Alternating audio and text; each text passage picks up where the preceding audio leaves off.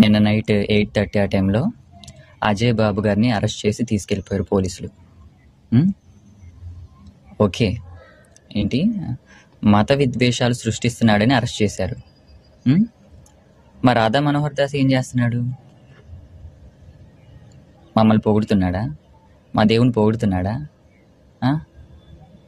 మా దేవుడి మీద లా భాషను తిడతాడు, మా బైబిల్ని లా భాషతో తిడతాడు, మరియమ్మ తల్లిని లా భాషతో తిడతాడు, మరియమ్మ తల్లి మీద ఎలిగేషన్ వేస్తాడు, ఇలా వేరే వాడితో తప్పు చేస్తే యేసుప్రభు పుట్టాడని. ఏంటివి ఇవన్నీ? బహిరంగంగా ఛానల్ పెట్టి బూతులు తిడుతున్న వాడినేమో వదిలేసి, రోడ్డుకు వదిలేసి, ఊరకొక్కలా మొరుగుతుంటే వాడిని వదిలేసి, వాడి గ్యాంగ్ను వదిలేసి, ఏంటి ఇది అని ప్రశ్నించినందుకు అజయ్ బాబు గారిని అరెస్ట్ చేశారు. ఇన్స్టాగ్రామ్లో కూడా, ఏ యూట్యూబ్ వీడియోలో కూడా ఎవడైనా మతోన్మాది వచ్చాడంటే చాలు బూతులతోనే స్టార్ట్ చేస్తాడు కామెంట్. మరి వీళ్ళ కుటుంబస్తులు వీళ్ళని ఎలా పెంచారో తెలీదు. అసలు ఇంత దారుణంగా ప్రవర్తిస్తూ మీరు అన్యాయంగా ఉండి మతోన్మాదులారా ఇలా అడిగిన వాళ్ళని, ప్రశ్నించిన వాళ్ళని బొక్కలో తోస్తారు. అజయ్ బాబు గారు ప్రతి ఇంటర్వ్యూ నేను చూస్తాను, అబ్జర్వ్ చేస్తాను. ఆయన మాట్లాడే విధానం కూడా నేను గమనిస్తాను. ఇతరులు మాట్లాడే మాటను బట్టే మన రియాక్షన్ ఉంటుంది, కానీ ఆ రియాక్షన్ కూడా ఆయన సమాధానంగానే ఇస్తాడు. ఏ దేవి దేవతని దూషించినట్లు కానీ, ఏ ఇంటర్వ్యూలో కానీ ఆయన ఏ దేవి దేవతని బూతులు తిట్టినట్టు కూడా లేదు. నేను అన్నీ చూశాను. ఆయన ఖచ్చితంగా తిట్టలేదు, బూతులు ఆడలేదు ఏ గ్రంథాన్ని కూడా. నేను సాక్ష్యం. కావాలంటే ఆ వీడియోస్, ఆయన ఇంటర్వ్యూస్ చూసిన ప్రతి ఒక్కరూ సాక్ష్యమే. ఇప్పుడు రాధా మనోహర్ దాసు వీళ్ళ గ్యాంగ్ ఉన్నారు కదా, మరి వీళ్ళు బహిరంగంగానే మా బైబుల్ని, మా దేవుణ్ణి, మా మరియమ్మ తల్లిని దూషించిన వీడియోలు ఉన్నాయి. మరి అవి మీకు ఇస్తాము, మీరు వాళ్ళని బొక్క వస్తారా? తొయ్యరు. ఎందుకంటే ఆంధ్రప్రదేశ్లో, తెలంగాణలో వాళ్ళే దేవుళ్ళు. ఆ దేవుళ్ళకి ఏమన్నా జరిగితే వాళ్ళ భక్తులు ఉంటారు కదా, ఊరుకోరు. ప్రవీణ్ పగడాల గారు చనిపోయి 10 రోజులు పైనే అవుతుంది, 15వ రోజు ఈరోజు. ఇంతవరకు పోస్ట్ మార్టం రిపోర్ట్ రాలేదు. మేము మా అనుమానాలు మాత్రమే బయట పెడుతున్నాం, అంతేగాని హత్య చేశారు, హిందువులు హత్య చేశారు అని చెప్పి ఎవ్వరూ బహిరంగంగా చెప్పలేదు. గుమ్మడికాయ దొంగ ఎవడంటే భుజాలు తడుపుకున్నట్టు కొంతమంది ఒక భుజాలు తడుపుకుంటున్నారు. నాకు ఒకటి తెలియగలుగుతాను, అసలు ఆయన బార్ దగ్గర ఉన్న సీసీటీవీ ఫుటేజ్ కానీ, ఆయన లారీ కింద పడబోయిన సీసీటీవీ ఫుటేజ్ కానీ, రామవరపాడు దగ్గర కూర్చొని ఉన్న ఫొటోస్ కానీ, ఇవేమీ పోలీసులు రిలీజ్ చేయలేదు. మరి వాటిని రిలీజ్ చేసింది ఎవడరా? అసలు వాటిని తీసింది ఎవడరా? అసలు ఆ సీసీ కెమెరాలో ఆ ఫుటేజ్ని వెరిఫై చేసింది ఎవడరా?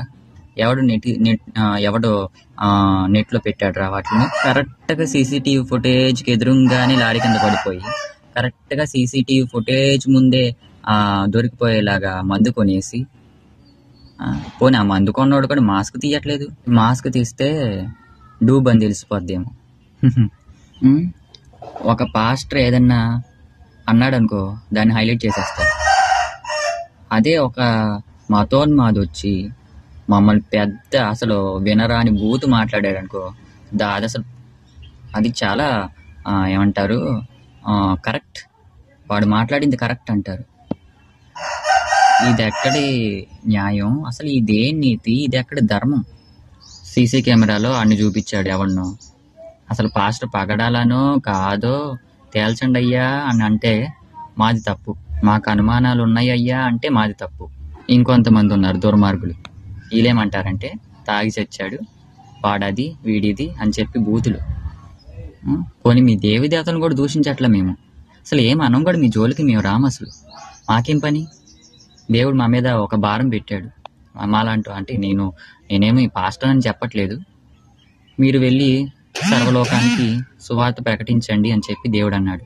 ఇక్కడ ప్రతి ఒక్కడు తీర్పు తీర్చేవాడే, అందరూ జడ్జీలే. కొంపదీసి మీరేమైనా ప్లాన్ గట్రా చేశారట్రా? దగ్గరుండి చూసినట్టు ఒక కామెంట్లు, పిచ్చ కామెంట్లు, పిచ్చ మొహాలు వేసుకొని ఏంటి భారతదేశం నుంచి తరిమి కొడతారంట. నీ సొత్తట్రా, నీ అబ్బ సొత్త, మీ తాత జాగిరా భారతదేశం ఏమన్నా? అసలు వీడిని ఎందుకు అరెస్ట్ చేయరో నాకు అసలు అర్థం కావట్లేదు. మత విద్వేషాలు సృష్టించేవాడిని అరెస్ట్ చేయకుండా ఆ మత సామరస్యం చేసేవాడిని అరెస్ట్ చేస్తారేంటో నాకు అర్థం కావట్లేదు. ఇదేం పద్ధతి? ఇదేం పాలసీ? ఇదేమి ఆ రూలు? ఇదేం చట్టం? ప్రవీణ్ గారు చనిపోయారంటే మా ఇంటి దగ్గర హిందువులు కూడా అయ్యో పాపం అన్నారు. అసలు హిందువులంటే పొద్దున్నే లేచి తులసి మొక్కకి పూజ చేసుకొని మనసు ప్రశాంతంగా ఉంచుకుంటారు. వాళ్ళు హిందువులు. మరి వీళ్ళకేం పోయే కాలం వచ్చింది? మెసేజ్లు తాగి చచ్చాడు, బూతులు. అసలు ఆ బూతులు మేము మాట్లాడాం, అసలు ఆ నోటి నుండి కూడా రానివ్వం. ఒకవేళ తలుచుకున్నది పాపమే మాకు. అలాంటి మాటలు అంటున్నారు. అసలు మీరు వీళ్ళని హిందువులు అనరు. ఇలాంటి వాళ్ళని, ఇలా బూతులు ఆడే వాళ్ళని, ఇలాగా మనుషుల్ని హింస పెట్టే వాళ్ళని మతోన్మాదులు అంటారు, దుష్టులు అంటారు, పాపులు అంటారు మా భాషలో.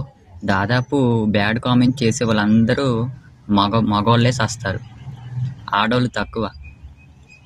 ఎందుకంటే ఆడవాళ్ళకి ఎక్కువ సౌమ్యత ఉంటుంది. హిందూ ఆడవాళ్ళకి ఎక్కువ సౌమ్యత ఉంటుంది, పద్ధతి ఉంటుంది. ఏది మాట్లాడాలన్నా ఆచితూచి మాట్లాడతారు. కానీ కొంతమంది బజారును పడతారు చూసావా, వాళ్ళు మాత్రమే మాలాంటి వాళ్ళని దూషిస్తారు. నాకు తెలిసిన వాళ్ళు చాలామంది ఉన్నారు హిందూ ఫ్రెండ్స్, ఎప్పుడు నాకు సపోర్ట్ ఇస్తారు. ఎందుకంటే వాళ్ళు భాగవతం చదువుతారు, రామాయణం చదువుతారు, అన్నీ చదువుతారు. కాబట్టి వాళ్ళకి నైతిక విలువలు తెలుస్తాయి.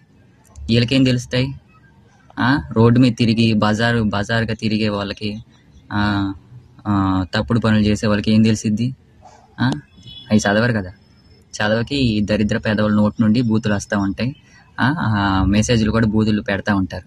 క్రైస్తవుల్లో దాదాపు 80% మెంబర్స్ ఖచ్చితంగా బైబిల్ చదువుతారు. అందుకే ఎక్కువ మంది బూతులు తిట్టరు. ఏదో చాలా తక్కువ మంది బూతులు తిట్టేది.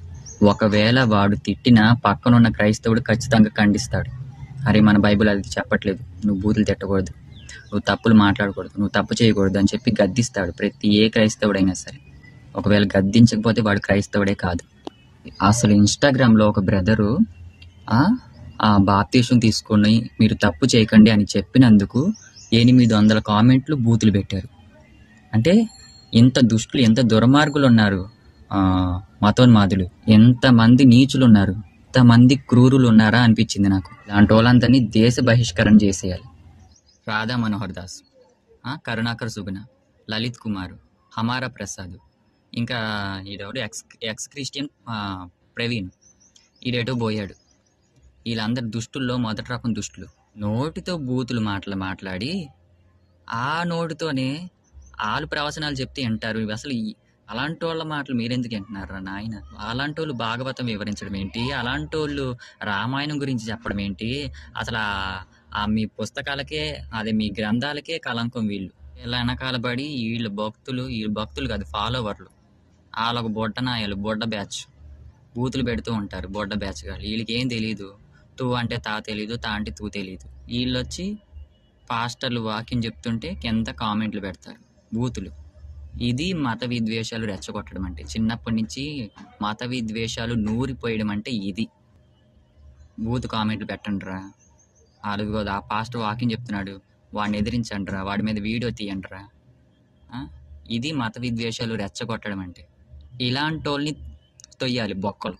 రేపొద్దున కనుక ప్రవీణ్ గారి పోస్ట్ మార్టం రిపోర్ట్ రావాలి, అప్పుడు తెలిసిద్దంతా. ఇంకా ఇవి అజయ్ బాబు గారిని కూడా విడుదల చేయకపోతే అప్పుడు కూడా తెలిసిద్ది అంతా.